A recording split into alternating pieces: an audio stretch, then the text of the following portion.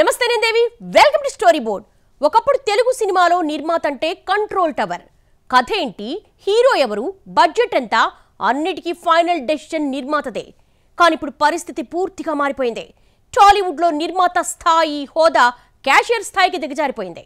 Shooting స్పాట్కు biryani పొట్లాలు, cash back తీసుకెళ్లే వ్యక్తిగా మారిపోయాడా? టాలీవుడ్ స్క్రీన్ మీద కనిపిస్తున్న రంగుల ప్రపంచం వెనుక నిర్మాతలు ఎదుర్కొంటున్న కష్టాలేంటి? ఇవాళ స్టోరీ బోర్డులో చూసేద్దాం. ఒకప్పుడు సినిమాపై పూర్తి కంట్రోల్ నిర్మాత చేతిలో ఉండేది. కథ నుంచి హీరో, హీరోయిన్, మిగతా ఆర్టిస్టులను ఎంపిక కూడా నిర్మాతలే చూసుకునేవాళ్ళు. Script, budget, set design, 24 crafts పై పూర్తి కంట్రోల్ నిర్మాతలకు ఉండేది. కానీ ఇప్పుడు నిర్మాతలు కేవలం క్యాషియర్స్గా మారిపోయారు. షూటింగ్ స్పాట్కు బిర్యానీ పొట్లాలు, క్యాష్ బ్యాక్ తీసుకెళ్లేందుకే నిర్మాతలు ఉన్నారా? సినిమా ఎవరు తీయాలి, ఎవరు రాయాలి, ఎవరు నటించాలి అన్నీ హీరో, డైరెక్టర్ డిసైడ్ చేస్తున్నారా? నష్టాలొస్తే నిర్మాత భరించాలి, లాభాలొస్తే నిర్మాత చివరి లైన్లో ఉండాలా? ఈ మార్పు ఎందుకు వచ్చింది? రామ్ గోపాల్ వర్మ, త్రివిక్రమ్, రాజమౌళి, పూరి జగన్నాథ్ లాంటి డామినేటింగ్ డైరెక్టర్ల ప్రభావమా, లేక స్టార్ హీరోలే కొత్త ట్రెండ్ సృష్టించారా? ఒకప్పుడు సినిమా మొదలవ్వాలంటే రైటర్ కానీ డైరెక్టర్ కానీ ముందు నిర్మాతకు స్టోరీ వినిపించాల్సిందే. స్టోరీ ఓకే అవుతుందంటే ఎవరు ఆ ఎమోషన్ని పండించగలరు, ఎవరు బడ్జెట్లో సినిమా పూర్తి చేయగలరు, అది నిర్మాతే కూర్చుని అంచనా వేసుకునేవాడు. హీరో, హీరోయిన్స్ డేట్స్ కూడా నిర్మాతే తీసుకునేవాడు. మొత్తం టీంని ఎంపిక చేసేవాడు. Schedules, finance, production, post production అన్నీ నిర్మాతే మేనేజ్ చేసేవాడు. 60 రోజుల్లోనో గరిష్టంగా 6 నెలల్లోనో సినిమా పూర్తి చేసి రిలీజ్ చేసేవారు. సినిమా యావరేజ్ అయినా నిర్మాతకు నష్టం తక్కువ. అందుకే AVM, Suresh productions, Geetha arts లాంటి బ్యానర్స్ ఇప్పటికీ సేఫ్ జోన్లో ఉన్నాయి. ఇప్పుడు తెలుగు సినిమా పరిస్థితిని చూస్తే మేడు పండులా ఉంది. పైన చూస్తే రంగుల కళ, లోపల చూస్తే విలవిల. సూపర్ హిట్ సినిమాలు కొన్నే, ఆల్మోస్ట్ ఫ్లాప్ అవుతున్న సినిమాల గురించి ఎవ్వరూ మాట్లాడటం లేదు. అందుకు మెయిన్ రీజన్ నిర్మాతలు క్యాషియర్స్ గా మారిపోవడం. అసలు నిర్మాత మాట హీరో, డైరెక్టర్ వినే పరిస్థితి ఉందా? హీరో, డైరెక్టర్ అభిప్రాయాలు కలిస్తే చాలు సినిమా సెట్ అయిపోతుంది. వాళ్ళే ప్రొడ్యూసర్ని ఎంపిక చేసుకుంటున్నారు ఇప్పుడు. ఇక నిర్మాతకు సినిమా కథ ఏంటని అడిగే ఛాన్స్ కూడా లేదు. అలాంటప్పుడు నిర్మాతలు బడ్జెట్ కంట్రోల్ చేయడం ఎలా సాధ్యపడుతుంది? అదుపు తప్పుతున్న బడ్జెట్, భారీ రెమ్యూనరేషన్స్, ఇవి చివరికి నిర్మాతల భుజాలపైనే పడుతున్న మోహిలేని భారాలు. మార్కెట్ ఎంతుందో, సినిమా ఎంత వసూలు చేస్తుందో, ఏ రేంజ్కు వ్యాపారం జరుగుతుందో పక్కన పెట్టి ఓవర్ బడ్జెట్తో సినిమాలు ప్లాన్ చేయడం ఇండస్ట్రీని సంక్షోభం దిశగా నెట్టేస్తోందని ట్రేడ్ సర్కిల్లో బలంగా వినిపిస్తున్న మాట. సినిమా బిజినెస్ కు లింకు లేకుండా పెరుగుతున్న ఖర్చులు, స్టార్ రెమ్యూనరేషన్స్ పై నియంత్రణ లేకపోవడం, రికవరీ కాని బడ్జెట్లతో షూటింగ్లు చేయడం, ఇవన్నీ కలిసి ఈ రోజు నిర్మాతలే కాదు మొత్తం టాలీవుడ్ నిర్మాణ వ్యవస్థను దెబ్బతీస్తున్నాయి. సినిమా అంటే కళల ప్రపంచం, కళా ప్రపంచం. కానీ ఆ కళ నిజం కావాలంటే డబ్బు కావాలి. నిర్మాత బాగుంటేనే సినిమా పరిశ్రమ బతుకుతుంది.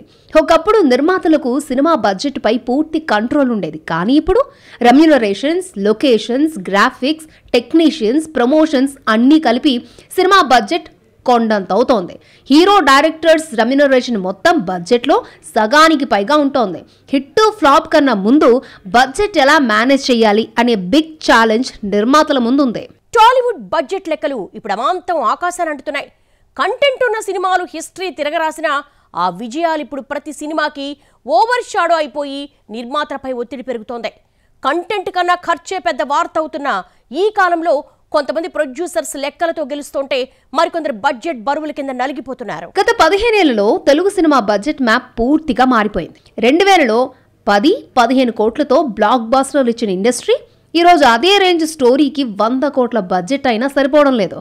2009లో మగధీర 35 కోట్లు పెట్టి 150 కోట్ల గ్రాస్ వసూలు చేసింది. అదే రాజమౌళి డైరెక్షన్లో వచ్చిన బాహుబలి ఫస్ట్ పార్ట్కి 120 కోట్లు బడ్జెట్ అనగానే ఇండస్ట్రీ ఒక్కసారిగా షాక్ అయింది. కానీ కంటెంట్ పై నమ్మకం పెట్టుకున్న నిర్మాతలు రిస్క్ తీసుకున్నారు, హిస్టారికల్ సక్సెస్ని అందుకున్నారు. అదే ట్రెండ్ ఇప్పుడు ఓవర్లోడ్ అయింది. బడ్జెట్ కంట్రోల్ అంటే ఖర్చు తగ్గించడం కాదు, ఎక్కడ పెట్టిన డబ్బు తిరిగి వస్తుందో లెక్కించడం. అదే ఈరోజు నిర్మాతల ముందున్న అతిపెద్ద ఛాలెంజ్. రెమ్యూనరేషన్తో పాటు కలెక్షన్స్లో షేర్ కూడా ఎక్స్పెక్ట్ చేస్తున్నారు కొంతమంది స్టార్ హీరోస్. ఇంకా కొందరు డైరెక్టర్లు మాత్రం ఫిక్స్డ్ ప్యాకేజ్ తీసుకుని సినిమాను పూర్తి చేసే వాళ్ళు ఉన్నారు. సినిమా బ్లాక్ బస్టర్ అయితే నిర్మాత ప్రాఫిట్లోకి వెళ్తాడు. కానీ డిజాస్టర్, యావరేజ్ రిజల్ట్ వచ్చినా నిర్మాత లాస్ అవుతున్నాడు.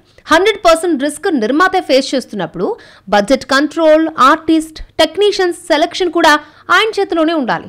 ఒకప్పుడు అశ్విని దత్, అల్లు అరవింద్, దిల్ రాజు, సురేష్ బాబు లాంటి బడా ప్రొడ్యూసర్స్ సినిమా బడ్జెట్ కంట్రోల్ చేసి సక్సెస్ఫుల్ నిర్మాతలుగా ఇండస్ట్రీలో నిలదొక్కున్నారు. మరిప్పుడు cinema production control director, hero చేతిలోకి వెళ్ళిపోయింది. అసలు నిర్మాత ఇన్వాల్వ్మెంట్ ఉంటుందా లేదా అనే చర్చ ఇప్పుడు ఇండస్ట్రీ సర్కిల్లో హాట్ టాపిక్ గా అవుతోంది. అశ్విని దత్ తన కూతురుతో కలిసి చేసిన కల్కి పాన్ ఇండియా మూవీకి దాదాపు 600 కోట్ల భారీ బడ్జెట్ ని కేటాయించారు. ఆయన ఖర్చు చేసిన ప్రతి రూపాయి స్క్రీన్ పై కనపడింది. 1000 కోట్ల మార్కు దాటిన సినిమాల లిస్ట్ లో కల్కి కూడా చేరింది. ఇప్పుడు పార్ట్ 2 కోసం ఆడియన్స్ ఈగర్ గా వెయిట్ చేస్తున్నారు.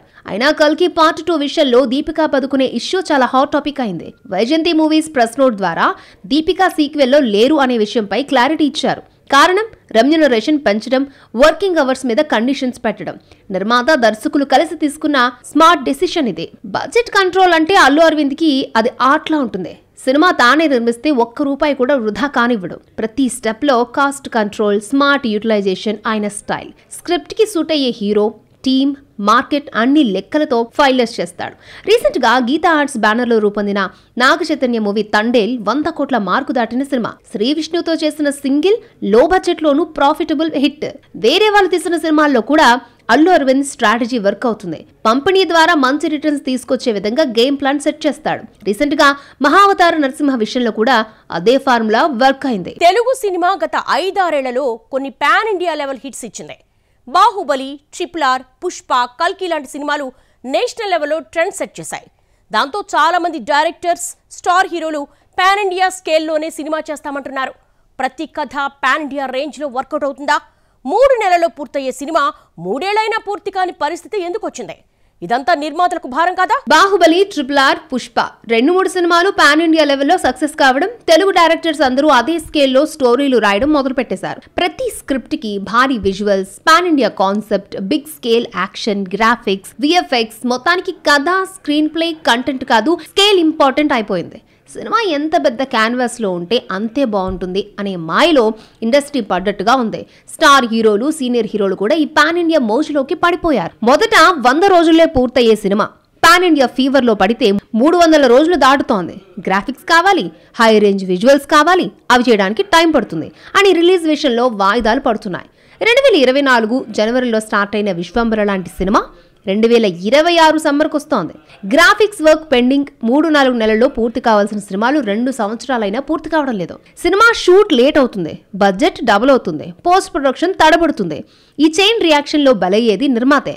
అదే చిరంజీవి పాన్ ఇండియా జోలికి పోకుండా చేసిన మనశంకర వరప్రసాద్ గారు మాత్రం 2025 మిడిల్ ఇయర్ లో స్టార్ట్ చేస్తే 2026 సంక్రాంతికి వచ్చేస్తోంది. పాన్ ఇండియా మోజు అన్నది ఇప్పుడు నిర్మాతల నెత్తి మీద మోసే బరువే అవుతుంది. స్క్రిప్ట్ రేంజ్ పెరిగింది కానీ మార్కెట్ మాత్రం పెరగలేదు. మొదట 100 కోట్లు అనుకున్న బడ్జెట్ 300-400 కోట్లైనా పూర్తి కావడం లేదు. సినిమా హిట్ అవ్వాలి అంటే కంటెంట్, ఎమోషన్, మ్యూజిక్, ప్రెజెంటేషన్ అన్ని పనిచేయాలి. పాన్ ఇండియా అనే పదం ఒక్కటే సినిమాను హిట్ చేయదు. ఈ లెక్కల్లో పొరపాట్లే ఈ రోజు టాలీవుడ్ నిర్మాణ వ్యవస్థను దెబ్బతీస్తున్నాయి. సినిమా అనేది కళారంగం, కళాత్మక వ్యాపారం. లాభాలతో పాటు కళను కాపాడాల్సిన బాధ్యత నిర్మాత భుజాల మీదే మోస్తాడు. కానీ పరిస్థితి అలా ఉందా? సినిమా హిట్ అయితే డైరెక్టర్ ప్రతిభ, నటీనటుల టాలెంట్ కానీ హిట్ ని కూడా నిర్మాత ఎంజాయ్ చేయలేకపోతున్నాడు. టాలీవుడ్ లో నిర్మాత హోదా క్యాషియర్ స్థాయికి దిగజారిపోయింది. సినిమా స్క్రిప్టు, బడ్జెట్, కాస్టింగ్ అన్నీ హీరో అండ్ డైరెక్టర్ల చేతిలోకి వెళ్ళిపోయి నిర్మాత కేవలం నష్టం వస్తే భరించే వ్యక్తి మాత్రమే అనే స్థాయికి తెచ్చేశారు. అయితే ఇది ఇలాగే కొనసాగితే చివరకు నష్టపోయేదెవరు? నిర్మాతలు తిరిగి సినిమాను తమ కంట్రోల్లోకి తెచ్చుకోగలరా? ఒకప్పుడు అట్రఫ్లాప్ సినిమా కూడా ఇండస్ట్రీని షేక్ చేయలేదు. మార్కెట్ స్థిరంగా ఉండేది, రిలీజ్ మోడల్ బ్యాలెన్స్ లో ఉండేది. కానీ ఇప్పుడు పరిస్థితి పూర్తిగా మారిపోయింది. ఒక సినిమా ఫ్లాప్ అయితే 2 రోజుల్లోనే మల్టీప్లెక్స్ థియేటర్స్ కూడా ఖాళీ సీట్లతో దర్శనమిస్తున్నాయి. సింగిల్ స్క్రీన్ థియేటర్లు అయితే సినిమా హిట్ అయితే గానీ హౌస్ఫుల్ కావడం లేదు. ఫ్యామిలీ ఆడియన్స్ థియేటర్ కి రావడానికి ఇంట్రెస్ట్ చూపించడం లేదు. స్టార్ హీరోల సినిమాలు కూడా ఈ రిస్క్ ను ఫేస్ చేస్తున్నాయి. పాన్ ఇండియా బజ్ ఉన్నా, ప్రమోషన్ స్ట్రాటజీ స్ట్రాంగ్ అయినా, కంటెంట్ వర్క్ కాకపోతే కలెక్షన్స్ ఒక్కసారిగా కుప్పకూలుతున్నాయి. ఎందుకంటే థియేటర్ బిజినెస్ పై పడుతున్న ఒత్తిడి, ఒక పక్క ఓటీటీ ఎఫెక్ట్, మరో పక్క సోషల్ మీడియా అటాక్, దీంతో పాటు పైరసీ మహమ్మారి ప్రభావం. సినిమా ఫ్లాప్ అయితే మొత్తం నష్టపోయేది నిర్మాతే. సినీ ప్రేక్షకులు కూడా ఒకప్పుడు కథ ఎలా ఉంది, స్క్రీన్ ప్లే బాగుందా, సినిమా చెప్పే మెసేజ్ ఏంటి అన్న పాయింట్లే చర్చించుకునేవాళ్ళు. కానీ ఇప్పుడు ఆ క్యాలిక్యులేషన్ మొత్తం మారిపోయింది. స్టోరీ, స్క్రిప్ట్, డ్రామా పక్కన పడిపోయి సినిమా బాక్స్ ఆఫీస్ ఎంత వసూలు చేస్తుంది, ఆ సినిమా ఎంత రేంజ్ లో బిజినెస్ చేస్తుంది అనే నెంబర్ గేమ్ కే పడిపోతున్నారు. ఒకప్పుడు దర్శకులు కూడా 24 క్రాఫ్ట్స్ తో కలిసి సినిమా చేసే టీం వర్క్ నే నమ్మేవారు. ఇప్పుడు మాత్రం హీరో హీరోయిన్స్ కి, డైరెక్టర్ కి మార్కెట్ ఎంతుంది, క్రేజ్ ఎంతుంది అన్నదే ట్రాక్టర్లా సినిమాను లాగుతోంది. ఈ అంచనాలు కుదరకపోతే యావరేజ్ సినిమాలు కూడా డిజాస్టర్లా భావించే సిచ్యువేషన్. తెలుగు సినిమాని నిర్మాతల చేతుల్లోంచి మెల్లగా డైరెక్టర్స్ కంట్రోల్లోకి తీసుకున్నారు. డైరెక్టర్స్ చేతుల్లోంచి హీరోలు తమ కంట్రోల్లోకి తీసుకున్నారు. సినీ పరిశ్రమ ఎదుర్కొంటున్న ఈ దుస్థితికి ప్రధాన కారణం హీరోలే అని ఇండస్ట్రీలో టాక్ వినిపిస్తోంది. హీరోల భారీ రెమ్యునరేషన్స్, సినిమాను పూర్తి కంట్రోల్లో పెట్టుకోవడం, ఇవి నిర్మాణ వ్యవస్థలనే కల్లోలం చేస్తున్నాయి. సినిమా నిర్మాణ వ్యవస్థ మారిపోయింది. ఒకప్పుడు నిర్మాత చేతుల్లో ఉండేది. అది ఆయనకున్న పవర్ కాదు, బాధ్యత. కానీ ఇప్పుడు ఇండస్ట్రీ స్కేల్ పెరిగింది, స్టార్ హీరోల మార్కెట్ పెరిగింది, డైరెక్టర్ల విజన్ మల్టీ డైమెన్షనల్ అయింది. ఈ మార్పులకు సరిపోలకపోతే నిర్మాతల హోదా కేవలం ఫినాన్షియర్ స్థాయికి దిగజారిపోతుంది. హీరోలు వర్కింగ్ టీమ్ ని సెలెక్ట్ చేస్తున్నారు, ఎందుకంటే వారు బ్రాండ్ గా మారిపోయారు. డైరెక్టర్లు మొత్తం సినిమాను నడుపుతున్నారు, ఎందుకంటే విజన్ వాళ్ళదే అంటున్నారు. కానీ నిర్మాత పాత్ర తగ్గినట్లు కనిపిస్తోంది. నష్టం వస్తే భరించేది నిర్మాతే, లాభాలు వచ్చేలా ప్రాజెక్టు నిలబడేలా ప్లాన్ చేసేది నిర్మాతే. అశ్విని దత్, సురేష్ బాబు, దిల్ రాజు, దానయ్య, మైత్రి నవీన్ లాంటి నిర్మాతలు ఇప్పటికీ నిలబడగలుగుతున్నారు. అంటే budget control, script understanding, risk అంచనా, మార్కెట్ లెక్కలు తెలిసి ఉండడమే.